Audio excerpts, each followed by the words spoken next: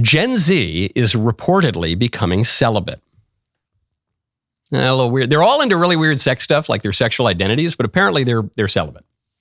This, according to, where is it? Yes, Times of London. No sex, please. We're celibate. Why Gen Z have ditched hookup culture. Dating app fatigue has resulted in an increasing number of Gen Z women considering celibacy, Ruby Conway concluded. Okay, and it's worth reading. I'm just going to read the first paragraph. My friends and I were at a party, sprawled around a table drinking wine, listening to a girl we didn't know confidently proclaim her status as celibate.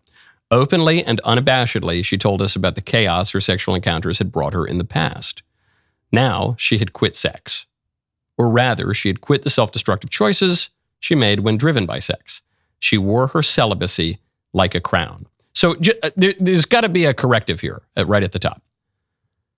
Well, this whole thing, I think, is a corrective. There has to be a correction, though, to the thesis and to the headline.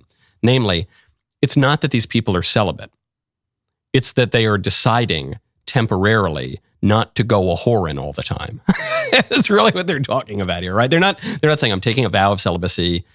Either I am a virgin or after some, brief sexual encounters, I'm now going to be celibate for the rest of my life. They're just saying, I'm going to quit a whoring for, a few weeks or something.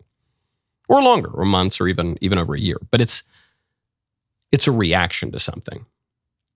This is a corrective to the sexual revolution. That's what's really going on.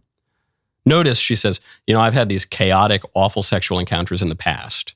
Now I'm quitting sex. I think a lot of people, when you really dig into the sexual revolution, you'll find the propaganda doesn't match the reality.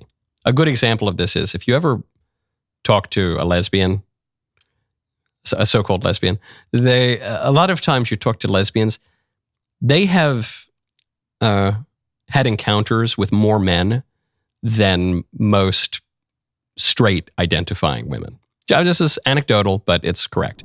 Text Knowles, KNWLES, to 989898. Is the continued divide between President Trump and the Federal Reserve putting us behind the curve again? Can the Fed take the right action at the right time, or are we going to be looking at a potential economic slowdown? What does this mean for your savings? Consider diversifying with gold through Birch Gold. For decades, gold has been viewed as a safe haven in times of economic stagnation, global uncertainty, and high inflation. Birch Gold makes it incredibly easy for you to diversify some of your savings into gold. If you have an IRA or 401k, you can convert that into a tax-sheltered IRA in physical gold, or just buy some gold to keep in your safe. I'm a little bit of a gold bug, and I've had a decent part of my portfolio in gold for a long time. And especially over the past few years, you've seen that big smile on my face. I'm very happy about that. First step is to get educated. Birch Gold will send you a free info kit on gold. Just text my name, Knowles, KNWLES, to the number 989898. That's Knowles to 989898. Consider diversifying a portion of your savings into gold. That way, if the Fed can't stay ahead of the curve for the country, at least you can stay ahead for yourself. Just, if you notice that, the sexual revolution is not about one orientation or another orientation or a true identity or the relation of the soul to the body or whatever. It's mostly just about crazy, promiscuous, weird, bizarre, perverted sex stuff.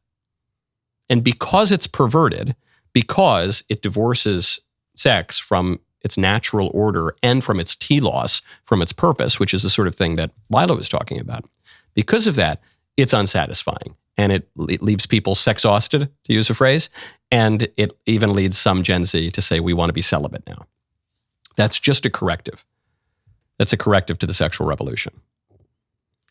And as is so often the case, this was natural. This had to happen. You cannot get through such a insane, perverted, transed out, wacky culture. You just can't stay in that space forever. There has to be a corrective. So now there's going to be a corrective. But virtue is the mean between two extremes.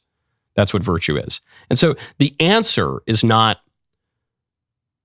we need a ton more sex or we need a ton less sex or whatever that kind of false debate is. The real answer is you need sex in its proper place, in its proper order, with its proper ends, done in the proper way.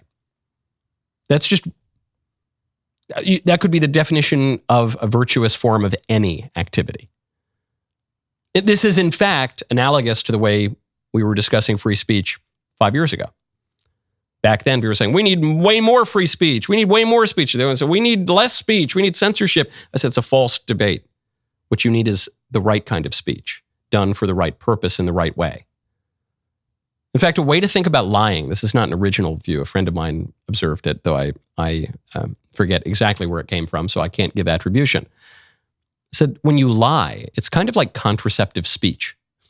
It's like a condom for words.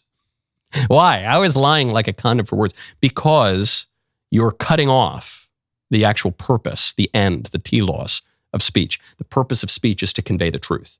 When you lie, you're perverting it.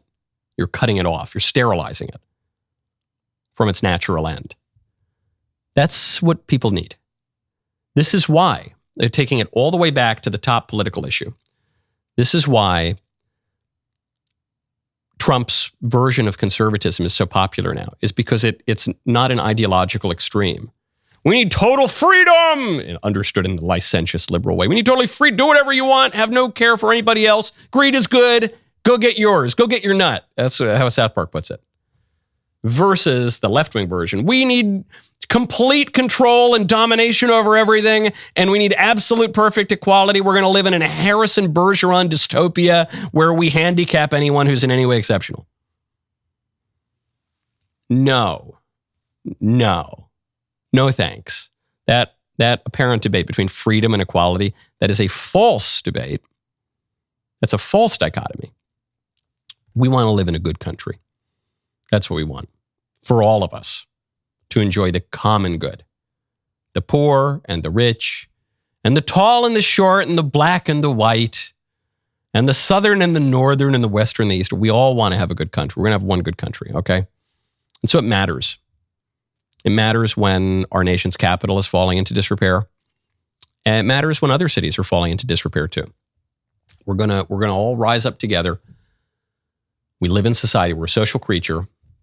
We're going to all survive together and thrive together and flourish and propagate our country, have kids in a literal way. We're going to survive or we're going to die together.